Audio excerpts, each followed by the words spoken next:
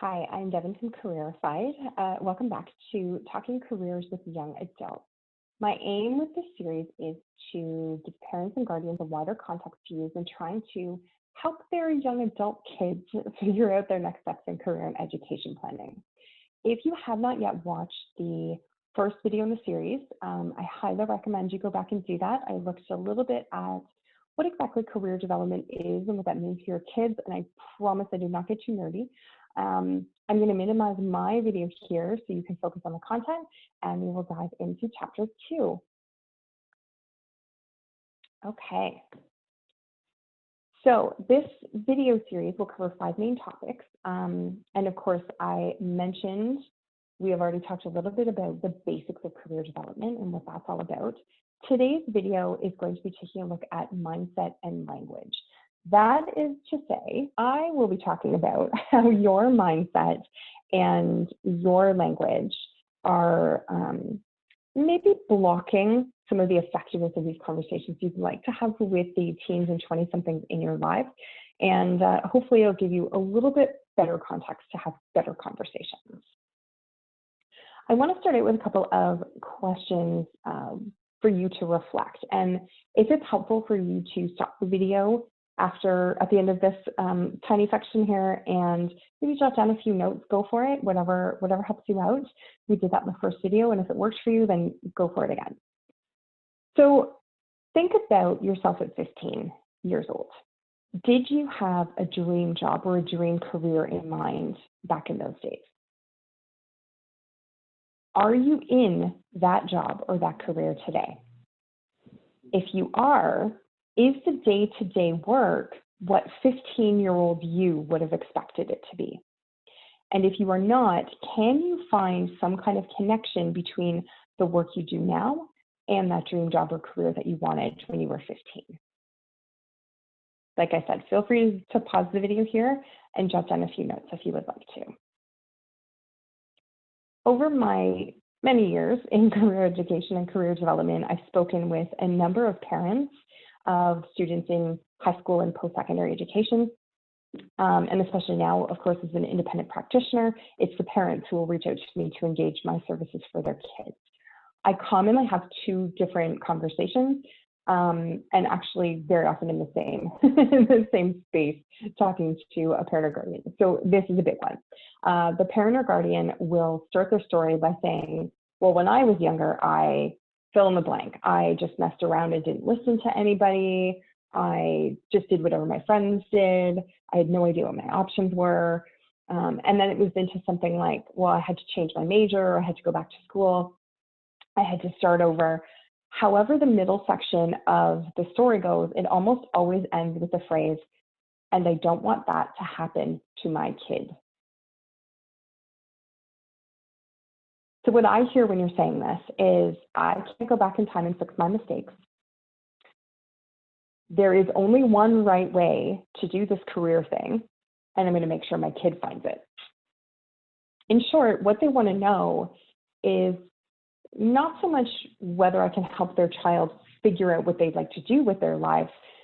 They really want to know what I can do is help their kids avoid the mistakes they feel they've made in their own career journeys.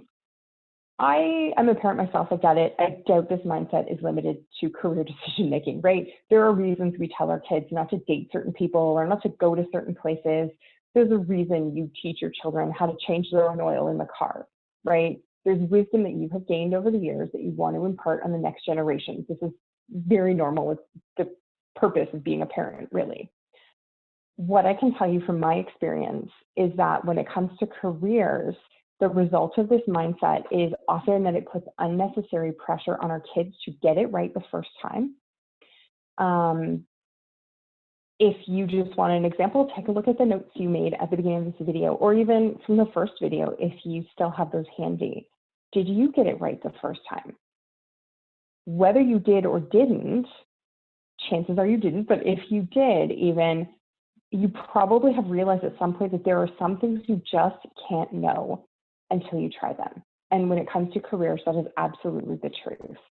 What it really comes down to is accepting the fact that you can only do the best you can with what you have available. And for some kids, that's what they need to hear more than anything else The other very, very common conversation I have with parents and guardians, and I've had over the years, is the parent or guardian that I'm speaking with will say, my child is fill in the blank age. I've heard anywhere from 13 to 27. So you can do whatever number works for you in there.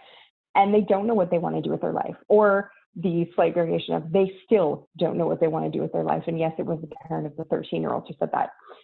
First off, when I tell people that I'm a career coach and that's what I do for a living, the most common reaction I get is, oh my gosh, I could really use some career coaching right now. All ages, all stages of career development, doesn't seem to matter. That is far and away the most common reaction I get from people. Think about where you are in your life and your career right now. If somebody came to you and said, what do you want to do with the rest of your life? Would you have an answer? I mean, you might not. You might have some ideas, but maybe no specific plan for getting to where you want to go. And if you don't really have an idea, if you don't have a response to that, does it not seem like to be a huge stretch to think that someone in their teens or 20s would know what they want to do with the rest of their life? I mean, they have significantly less life experience than you do at that age. So at the beginning of this video, I asked you to think about what you wanted to be at 15, compare that to now. If the two things are totally different, that's normal. If they're actually the same, that's normal. If you are doing the dream job, but it turns out to be not as dreamy as you expected it to be, that's normal. My point here is to say there's only so much you can know before you get out there and get your first job, before you buy your first car, before you rent your first apartment. There are some things you just aren't going to know until you do, until you experience them.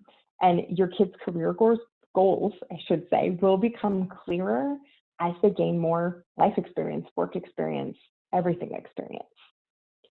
The way you set the stage for this conversation has a huge impact on how your kids will perceive their own career decision-making abilities.